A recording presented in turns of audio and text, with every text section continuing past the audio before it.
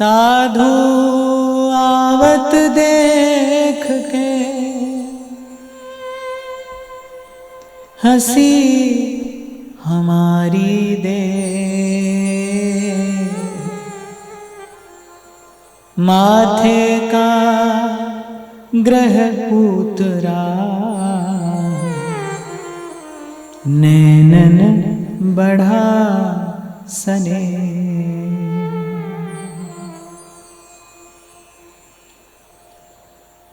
कैसे तन मन प्राणों को शीतल कर देने वाला है संत का दर्शन। संत ही कह रहे हैं, साधु आवत देख के और हंसी हमारी देह। सबसे पहले तो तन प्रफुल्लित हो गया, फिर कहते माथे का ग्रह उतरा। माथे का ग्रह माने जितनी भी सब चिंता थी, कह रहे वो सब उतर गई, वो सब दूर हो गई। माथे का ग्रह उतरा, और फिर कहते हैं नैनन बढ़ा स्नेह, और नेत्रों में वो प्रभु के प्रति वो प्रेम झलमलाने लगा। ये संत के दर्शन का फल है। तन मन प्राण को त्रिताप से मुक्त करके शीतल करने वाला संत का दर्शन है। माथे का ग्रह उतरा और नैनन बढ़ा स्नेह। फिर आगे एक और बड़ी अच्छी बात कहते साधु मिले तो यह टले, काल जाल जम चोट। कह रहे अगर संत मिले तो तीन चीज टल जाती है। सबसे पहले काल, काल का टलना अर्थात संत जीवन में आएगा तो मृत्यु के भय को दूर कर देगा। वो जो मर जाने का भय है ना, छोड़ देने का जो भय है, सबके भीतर है। हमारे पकड़ में आता हो कि नहीं आता हो, पर है। प्रत्येक जीव भयभीत है, मृत्यु के भय से भयभीत है। आगे भी शायद कभी मैंने आपको बताया था, किसी ने मुझसे पूछा था कि मृत्यु का भय क्या है, तो मैंने कहा था कि मृत्यु का भय नहीं होता, भय ही मृत्यु है। आप भी कह देते हो ना, बोलचाल की भाषा में कहते हो आप, जो डर गया वो मर गया। ये बात सच है, ये बात सत्य है। मृत्यु का भय नहीं है, भय ही मृत्यु है। जो भयभीत है वो प्रतिपल मर रहा है, वो पल पल मर रहा है जो भयभीत है। क्यों कहते हैं कि मृत्यु का क्षण बड़ा कष्टकारी होता है।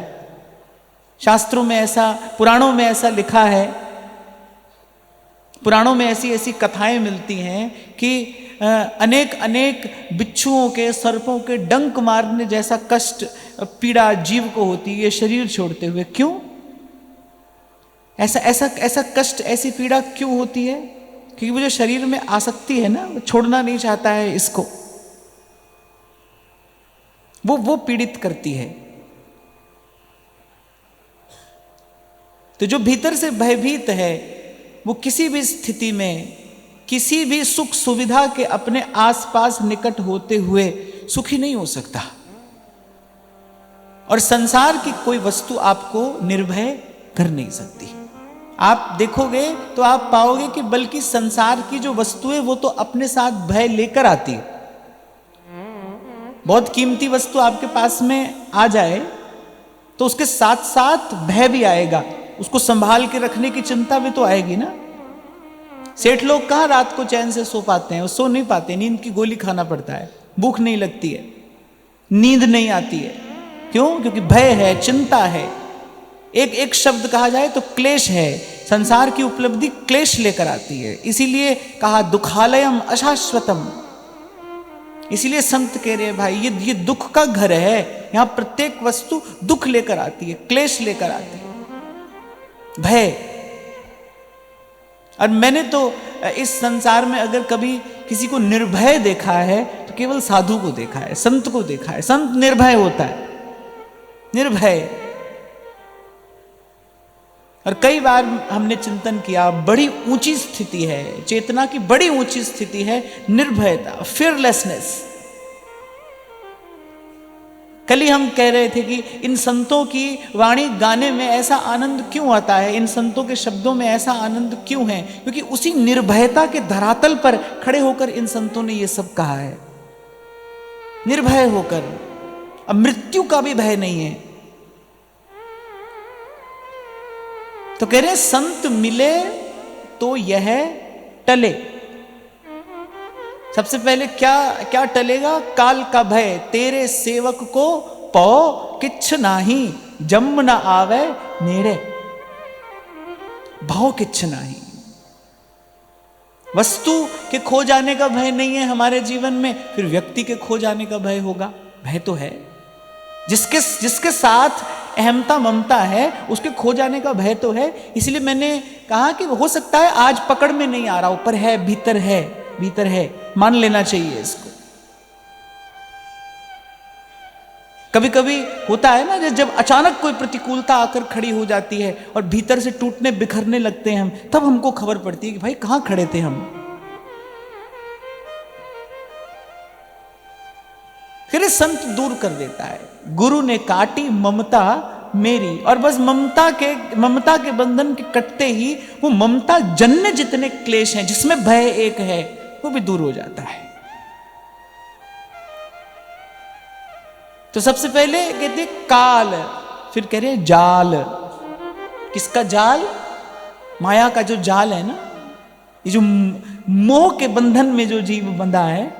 इसीलिए आपसे मैं उस दिन कह रहा था, भाई साधु के पास जाना ही क्यों चाहिए, पहले ये तो सीखिए क्यों जाते हैं संत के पास। बुद्धि को खोल कर और फिर ये बात अपने भीतर लेकर जाओ, ताकि फिर इसका विचार कर सको, भाई संत के पास में क्यों जाना है, किस लिए जाना है। इसीलिए कल आपको मैं कह रहा था, भाई संसार से संबंधित किसी बात की चर्चा और आपके व्यवहार से संबंधित देने के लिए कोई आशीर्वाद हमारे पास में नहीं है। मेरे पास में तो नहीं है भाई। मैं तो कल ही शंभू जी से कहने वाला था, क्या होता है भाई, हर दूसरे चौथे दिन कोई आ जाता है शादी का कार्ड लेकर। फिर कोई, अब जब शादी होगी तो फिर एक दिन आओगे बालक हो गया है, या आ जाओगे नहीं हुआ है। अब शादी ब्याह हुआ है तो भाई कुछ दुकान धंधा भी चाहिए। अब दुकान खोल ली है, अब खुली हुई थी तो बंद हो गई है। हम जीवन भर यही काम करते रहेंगे क्या? जो करता हो उसके पास जाओ भाई, हम नहीं करते हैं। हमारे पास ऐसा कोई आशीर्वाद नहीं है, हमारे पास ऐसी कोई शुभकामना नहीं, और हमारी मंगल कामना अगर है तो भाई फिर वो सबके लिए है। जो हमारे पास आ रहा है उसके लिए भी है, और जो हमारे पास नहीं आ रहा है उसके लिए भी है। आपका ब्याह हो रहा है, बड़ी अच्छी बात है, नहीं हो रहा है उससे भी अच्छी बात है। हाँ, फिर कोई पूछता है आप क्यों, तो आप क्या कहते हैं? नहीं करे, कर लो, मत करो, मत करो, कर लो, तुम जानो, हमसे मत पूछो। हमारे पास ये सब बात लेकर मत आओ, हमारे पास ये सब चर्चा लेकर बिल्कुल मत आओ। हमसे अगर बात करनी हो तो भजन की बात करो, और भजन की बात यहां होती है। भजन की बात करने के लिए तो आप मैं यहां पर आकर बैठे, वो सब बात तो यहां पर होती है। और कर ली भाई, बहुत कर ली, ऐसी बातें भी बहुत कर ली। फिर मैंने सोचा, मैं क्या शंभू जी बेचारे किस किस को कहेंगे, मैं ही यहां से सार्वजनिक रूप से ये बात कह दूं, ये बेचारा किस किस को उत्तर देगा, तो मैं ही कह दूं ये बात। क्या बहुत कर ली भाई ये बात हमने, अब हमारे पास ये सब बात करने के लिए मत आओ, हमसे बात ही नहीं करो, ऐसी कोई चर्चा ही हमसे मत करो। हमारे पास इसका उत्तर देने के लिए कुछ भी नहीं है, कुछ भी नहीं।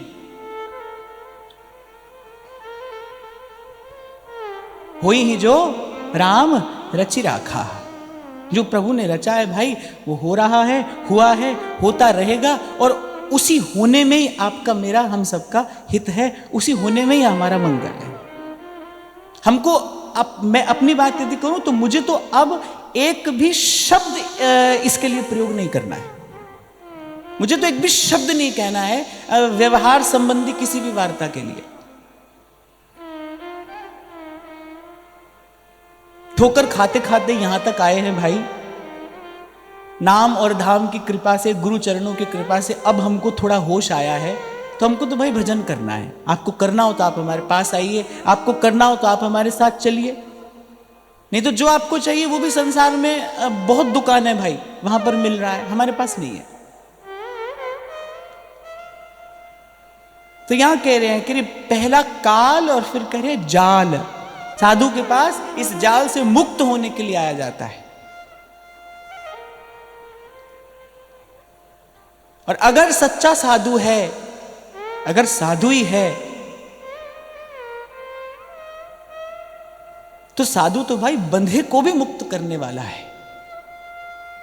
यही तो संत के दर्शन का फल है, यही तो संत के संग का फल है। इसीलिए मैंने कहा भाई बुद्धि खोल कर ये बात सुनना आज। क्यों आना है संत के पास में, सत्संग में क्यों जाना है?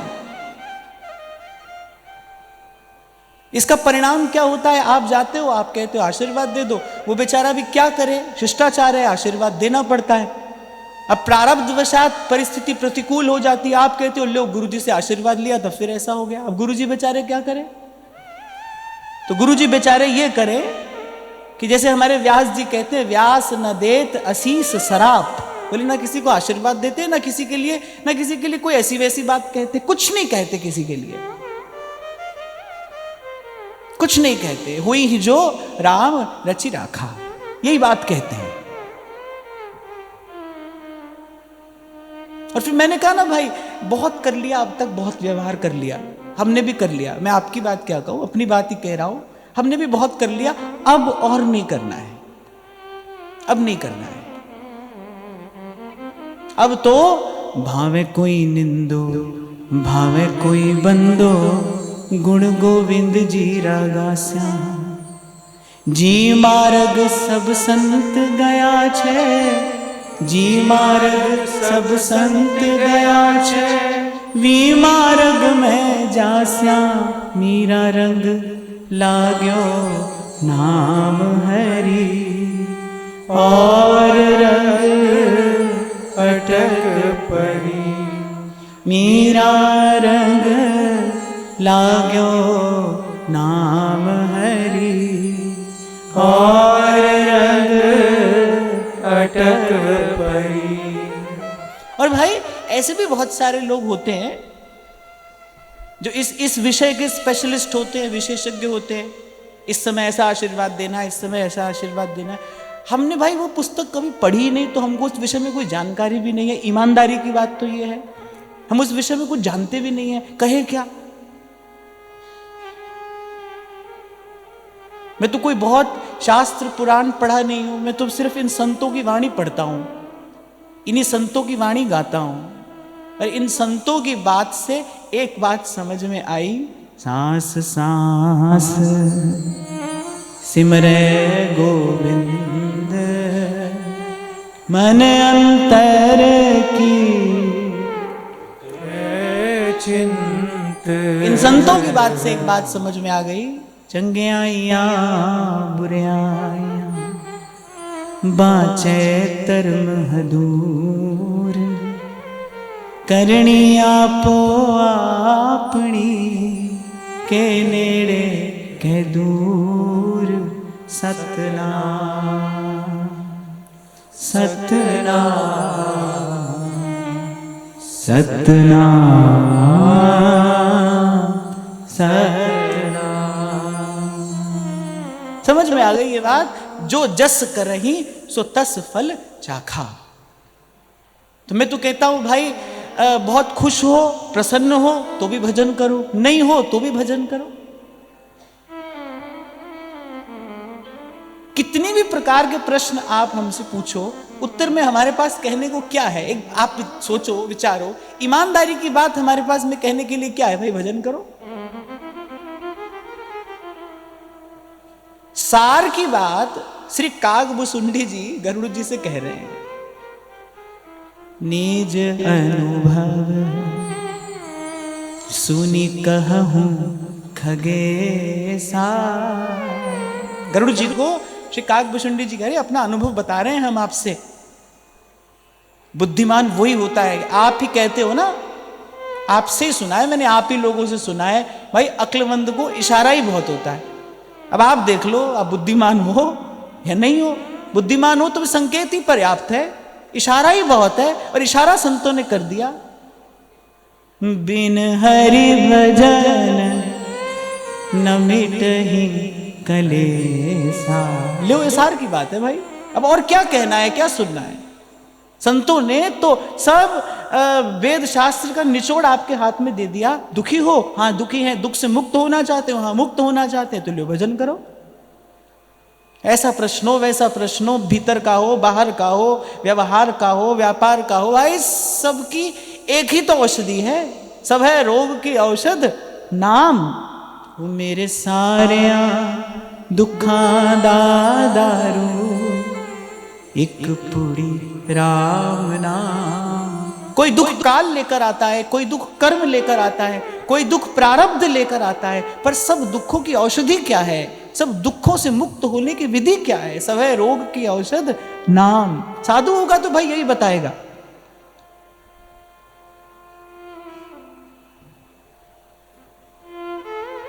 वो यही बताएगा। हमारे महाराज श्री ने मुझे बताई थी ये बात। महाराज श्री बहुत समय तक उन संत की सेवा में रहे, श्री फलाहारी बाबा। तो क्या हुआ, उनका वाक सिद्ध हो गया। नामनिष्ठ संत थे, नाम जपते जपते राम राम जपते थे, और तारक मंत्र राम है, वो मंत्र राज है। जपते जपते उनका वाक सिद्ध हो गया। अब संसार के लोगों को पड़ गई खबर, अब तो वहां लाइन लगने लगे। क्योंकि संसार तो ऐसा ही है ना भाई, वो तो स्वार्थ सिद्धि के लिए गीध दृष्टि लगाए बैठा है। कहां से मेरी स्वार्थ सिद्धि हो जाए, उसको इस बात से कोई अर्थ नहीं है भाई संत है नहीं है। उसको इस बात से भी अर्थ नहीं है मंदिर में जो बैठा है वो भगवान है या कोई और है, वो भूत है, प्रेत है, कौन है, उसको इस बात से लेना देना नहीं है। उसको तो अपनी स्वार्थ सिद्धि करानी है, जहां से होगी वो वहां चला जाएगा। अच्छा, और मुझे लगता है ये भी सब एक भ्रम ही है। लगता हो व्यक्ति को भाई यहां से काम बन गया, कहीं से नहीं बना भाई, बनना ही था, बनना था, बन गया, नहीं बनना था तो नहीं बना। रत्ती घटे न तिल बढ़े, तो वहां तो भाई लगने लगा तांता।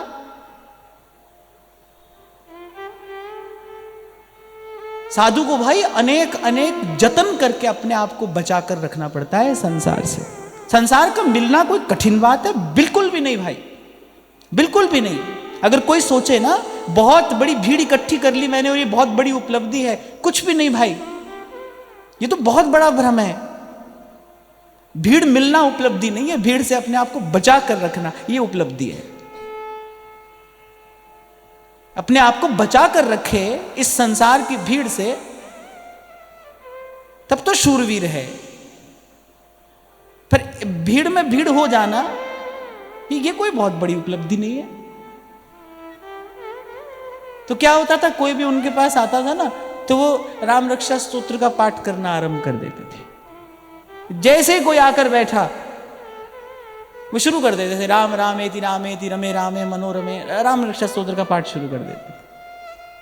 मुझे एक आध व्यक्ति जो उनकी सेवा में रहता था उसने पूछा, बोले बाबा कोई भी आपके पास आकर बैठता है, आप अपना टेप शुरू कर देते हो, सुन तो लो उसकी वो बात। तो बाबा कहते हैं कि इससे पहले वो अपनी टेप शुरू करे, हम अपनी टेप शुरू कर देते हैं। और बोले उसकी टेप में जाने अच्छी बात हो ना हो, सच्ची बात हो, झूठी बात हो, क्या बात हो, भले हमारी टेप में कम से कम सच्ची बात तो है। देखो बात भी बिल्कुल ठीक है। वो कह रहे राम रामेति रमे रामे मनोरमे। अब सच्ची बात तो यही है भाई। इतने दिन हो गए हमको ये बात यहां कहते कहते, इस झूठे संसार में सच्चा क्या है? उसका नाम सच्चा है भाई, साचा तेरा नाम रे। सच्ची बात तो यही है। ब्याह हो रहा हो किसी का, तुम जाके कह दो राम नाम सत्य है, तुमको मारने दौड़ेगा। अब तुम गलत बात की है तुमने, अच्छी बात ही तो बोली है, सच्ची बात बोली है, वो तुमको मारने दौड़ेगा। क्यों? उसको वो चाहिए ही नहीं, वो तो बुरी बात समझता है इसको। मीरा जी के चरित्र में मैंने पढ़ा कि जब ब्याह होने वाला था तो श्री मीरा जी ने श्री जयमल जी को बुलाकर कहा कि मुझे एक बार किसी संत का दर्शन करा दो। तो जयमल जी क्या कहते हैं कि आप जानती नहीं है कि इस समय साधु का दर्शन अशुभ होता है, कि इस समय महल में कैसे आ सकता है साधु। आप दुल्हन के रूप में हैं, बाहर बारात खड़ी है और आप कहती हैं इस समय मुझे साधु का दर्शन करा दो। साधु का दर्शन तो इस समय अशुभ है। मीरा जी हंस पड़ी, करी देखो कैसा संसार है, क्या संत का दर्शन भी कभी अशुभ होता है? अरे जन्म जन्म के अशुभ दूर हो जाते हैं संत का दर्शन करके। साधु आता देख के और हंसी हमारी देह, माथे का ग्रह उतरा, नैनन बढ़ा स्नेह। संत तो ये बता रहे हैं संत के दर्शन का फल। साधु मिले तो ये टले काल जाल जम चोट, ये है साधु के दर्शन का फल। पर भाई संसार का शब्दकोश अपना है, संसार की भाषा अपनी है, संसार के नियम कानून अपने हैं। इसलिए कल परसों जब एक बच्ची ने मुझसे पूछी वो कार्य क्षेत्र से संबंधी प्रतिकूलता की बात, तो मैंने कहा भाई लक्ष्य साधो, पहले अपना निर्धारित करो क्या करना है। व्यवहार पहले नंबर पर रखना है या अपना परमार्थ पहले नंबर पर रखना है? पहले नंबर पर एक ही चीज आएगी, तो पहले अपना लक्ष्य निर्धारित कर लो कि भाई हमको परमार्थ साधना है कि स्वार्थ साधना है। परमार्थ साधना है तो फिर जो सुख दुख आ रहा है उसको सहते चलो, सह लीजिए। गत सत्र में भी मैंने आपको श्री स्वामी जी महाराज की बात बताई, उन्होंने यही संदेश दिया। बोले भाई परमार्थ साधना है यदि, तो फिर मैंने भी बहुत कष्ट सहा है, आप भी सह लो। फिर कष्ट आएगा फिर उसको सह लीजिए, फिर कहिए मत, फिर मन को रथ पे बैठाकर और मनोरथ ले लेकर यहां वहां भटकिए मत, फिर कहीं मत जाइए। फिर तो जो सुख दुख लगे रहे देह सो मिट जाई, अर लोक बढ़ाई संगत साधु वृंदावन कानन, तो वो गुण गानन मांझ विहाई, छवि कंज चरण तिहारे बसो, बस देहु यह ध्रुव को ध्रुवताई। ऐसी करो नवलाल रंगीले जू, चित्त न कहूं और डल जाए। संत कहते हैं अपने पथ पर आप चलाओ, पथ पतन न पाऊं मैं।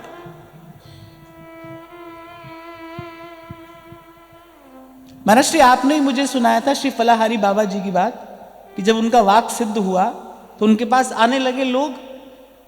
तो वो बात जो मैंने महाराज जी से सुनी थी ना, वो बड़ी काम की बात मेरे तो बहुत काम आई, कि भाई तुम आकर अपना टेप चलाओ, उससे पहले हम अपना टेप चला दें।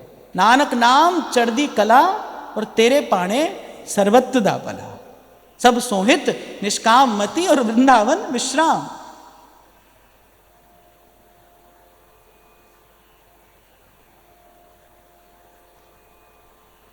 और मैं आपको ये नहीं कह रहा हूं कि मैं संसार के द्वंद्व से मुक्त हो गया हूं, मैं ये तो नहीं कह रहा हूं आपसे, पर हाँ इतना अवश्य है, अब भाई यहां की कोई बात, यहां की कोई घटना हमको बहुत अधिक उत्साहित भी नहीं करती, और कोई घटना हमको बहुत अधिक हतोत्साहित भी नहीं करती। नाम की कृपा से, नाम के प्रकाश में दिख रहा है भाई प्रभु की इच्छा से ये सब हो रहा है। एक भरोसा है कि भगवान की इच्छा में जीव मात्र का मंगल है। संतों ने यही गाया है कि वो मंगल भवन है, अमंगल हारी है। वो अनुग्रह करते हैं तो भी उनकी कृपा है, वो यदि किसी कारण से निग्रह करते हैं तो भी उनकी कृपा ही है। वो कृपा के अतिरिक्त और कुछ नहीं करते, कृपा ही है। तो मैं तो आपको ये कह रहा था कि भाई संसार से तो बचा के रखना पड़ेगा अपने आप को। 10, 20, 50 हजार, 1 लाख, 10 लाख लोग आपने इकट्ठे कर लिए, आपको लगा बहुत बड़े हो गए। ये कोई बहुत बड़ी उपलब्धि थोड़ी है। पीछे मुड़कर देखो, ऐसा ऐसा खेल यहां कितने लोगों ने दिखाया है, ऐसा खेल यहां कितने लोगों ने दिखाया। आए अपना नाटक दिखाकर चले गए, आज कौन जानता है, कौन पूछता है। सत्य को लक्ष्य निर्धारित करके सच्चा होकर सच्चे मार्ग पर चलना, यह मानव जीवन की उपलब्धि है, और एकमात्र उपलब्धि है, एकमात्र।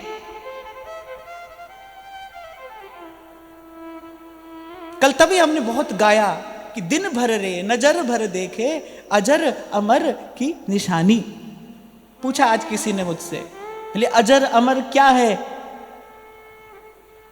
हम बड़े सौभाग्यशाली हैं कि हमारे आचार्य ने हमें जो देश दिखाया है ना, वही अजर अमर है। चंद्र मिटे दिनकर मिटे, मिटे त्रिगुण विस्तार, दृढ़ व्रत श्री हरिवंश को मिटे न नित्य विहार। ब्रह्मलोक पर्यंत जो है आ ब्रह्मस्तंभ पर्यंतम सर्वम मायामयम जगत। आचार्य कह रहे हैं वो सब तो मिटने वाला है। अजर अमर क्या है? कल महाराज जी मुझे कह रहे थे, महाराज जी बहुत अच्छी पंक्ति आपने कही थी, मुझे याद नहीं है। निर्गुण की ज्योति कुंजों में छाई है, ऐसा आपने कल कहा था। मैंने कल आप गा रहे थे तो हमको लग रहा था कि निर्गुण की ज्योति कुंजों में छाई है। तो मैंने कहा खैर हमारे महाप्रभु जी ने जो बताया है वो तो सगुण भी है, निर्गुण भी है, और निर्गुण सगुण ब्रह्मते न्यारो, वो निर्गुण सगुण से न्यारा भी है, वो तो सब है। पर अजर अमर जब मैं सोचता हूं ना, क्यों ये पंक्ति मुझे प्रिय लगी, क्यों ये भाव मैंने चुना, इसमें जो अजर अमर शब्द आया ना, वो अजर अमर ने मुझे आकर्षित किया कि अजर अमर क्या है। तो दृढ़ व्रत श्री हरिवंश को मिटे न नित्य विहार। अजर अमर क्या है? हमारा वृंदावन है, तहां न कबहू लगत है महाप्रलय की पौन, वो अजर अमर है। उस अजर अमर की जो निशानी है ना यहां, और हमारे लिए उस अजर अमर की निशानी यहां क्या है? ललितादिक श्यामा अरु श्याम श्री हरिवंश प्रेम रस धाम नाम प्रगट जग जानिए। दिन भर रे नजर भर देखे अजर अमर की निशान, गगन में आवाज हो रही झीरी झीरी, गगन में आवाज हो रही झीरी झीरी। मैं तो सब संतों को गाता हूं, लेकिन अपने अपने काम की बात निकाल लाता हूं। हमारे काम की बात कौन सी है? कभी कभी मुझे अवसर मिला तो मैं स्वतंत्र रूप से चर्चा करूंगा, क्या सुंदर वर्णन कबीर प्रेम का करते हैं। कितनी सूक्ष्म बात प्रेम की पकड़कर कबीर बताते हैं। क्या अद्भुत वर्णन श्री कबीर जी ने प्रेम का किया है, केवल प्रेम भाव का।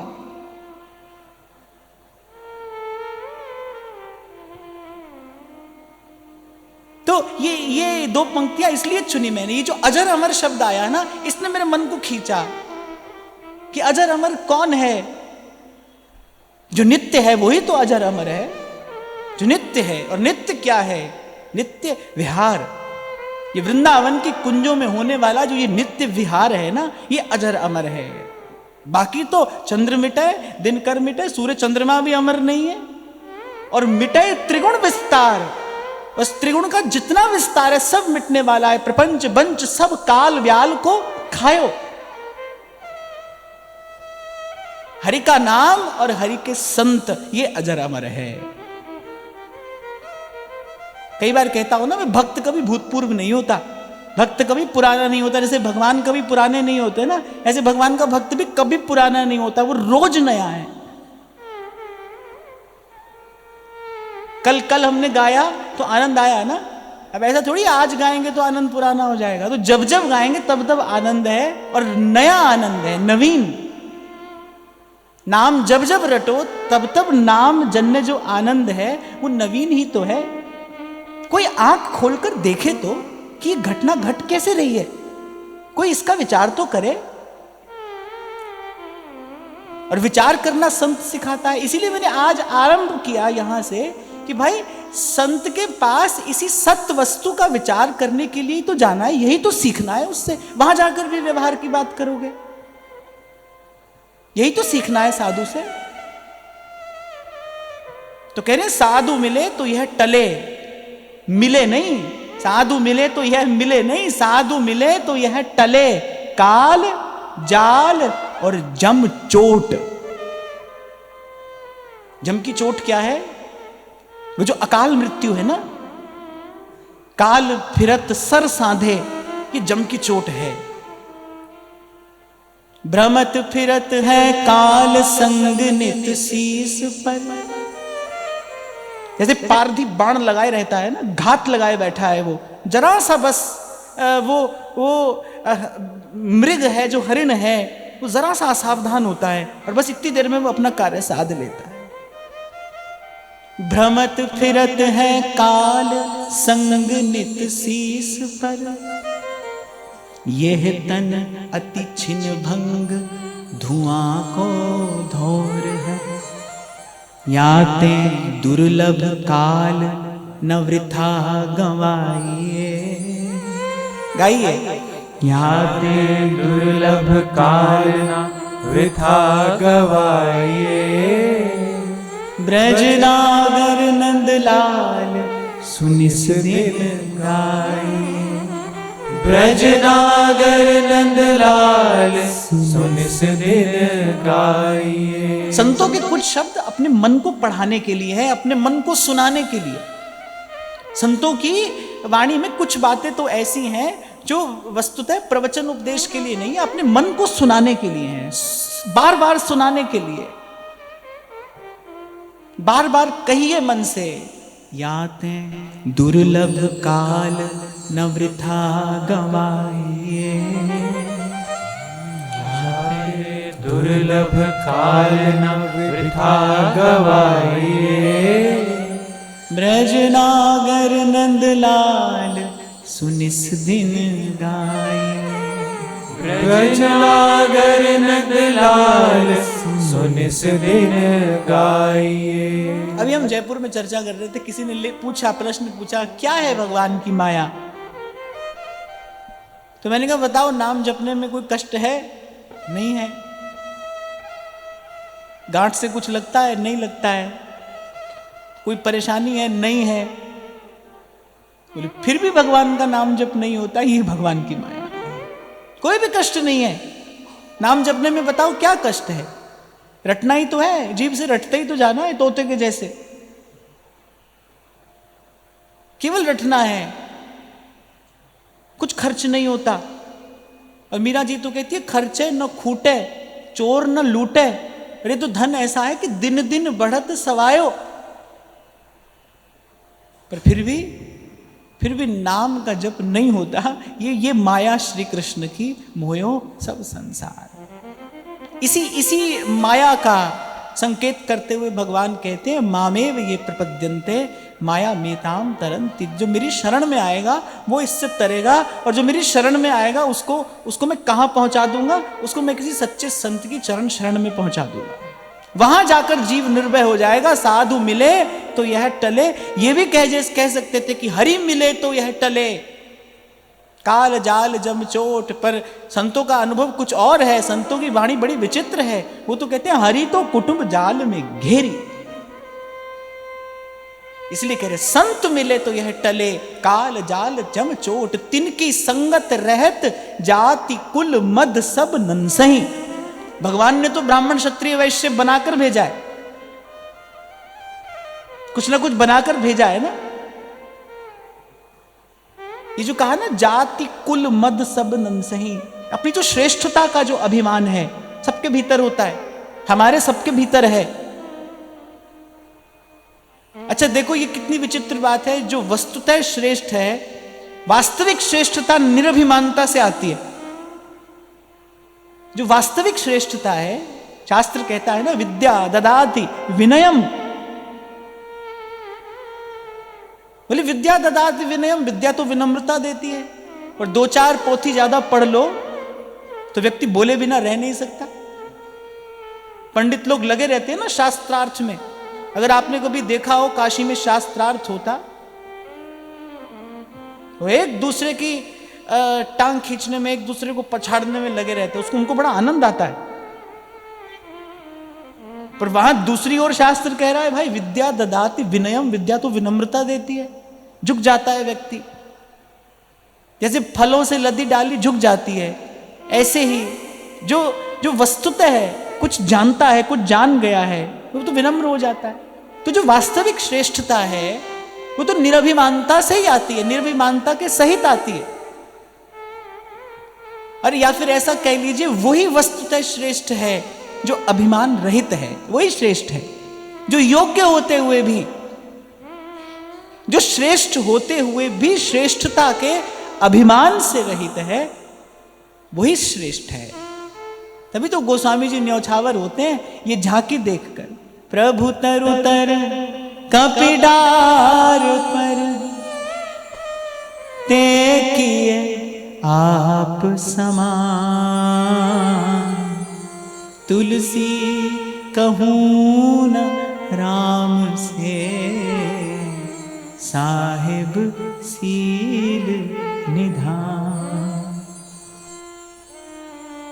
मैं जितनी बार सोचूं उतनी बार नेत्र सजल हो जाते हैं प्रभु के स्वभाव का विचार करके, कि जब विश्वामित्र जी ने कथा सुनाई ना ऋषि पत्नी की, और कहा कि हे रघुवीर, अब अपना चरण स्पर्श प्रदान करके इसको कृतार्थ करिए। और भगवान कह रहे नहीं, ये ऋषि पत्नी है, मैं चरण स्पर्श नहीं करा सकता। कैसा शील है प्रभु का। वो सर्वश्रेष्ठ हैं, पर सर्वश्रेष्ठ होते हुए भी आप प्रभु का शील देखिए, प्रभु का स्वभाव देखिए। आप देखिए श्री राम के स्वभाव में ये विनम्रता देखिए, कैसी विनम्रता है। सर्वविद सर्वज्ञ सर्वेश्वर होते हुए भी कह रहे ऋषि पत्नी है, मैं कैसे पांव छुआ दूं।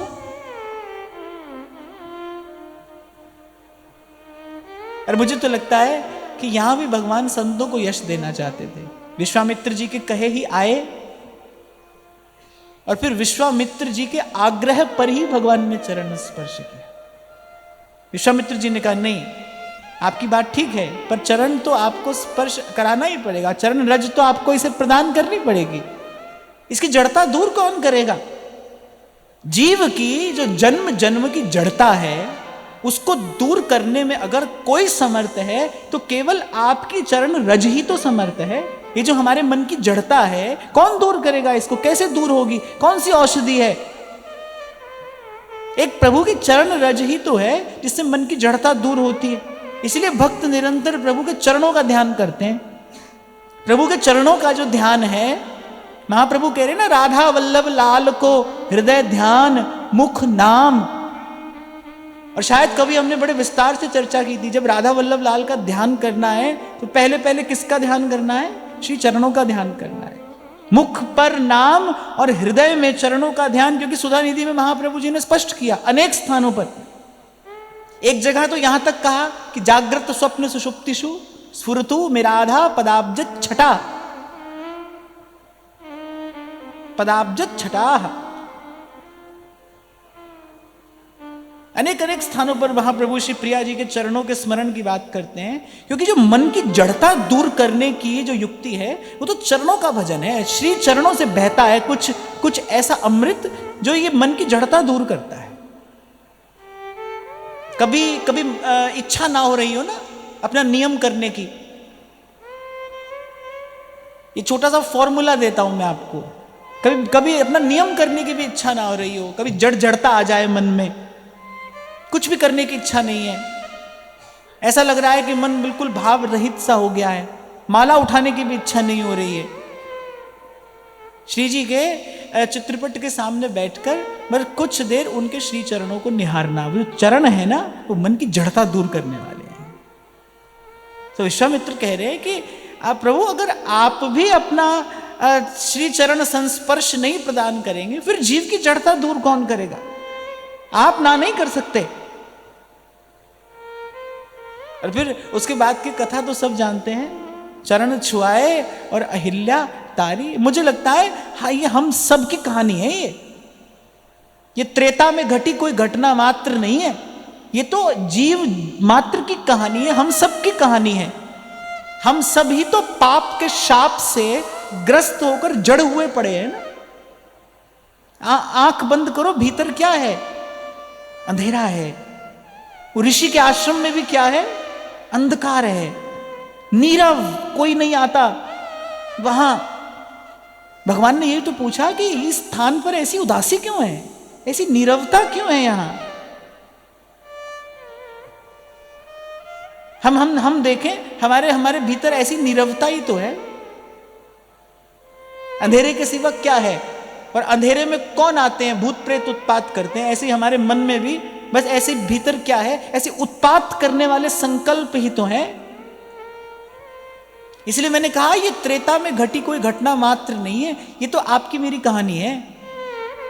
संत को दया आती है, वो भगवान का हाथ पकड़ कर ले आता है कि प्रभु देखिए, ये जीव पड़ा है जन्म जन्म से जड़ होकर, इसको अपनी चरण रज प्रदान करिए, दीजिए इसे अपने चरणों की भक्ति।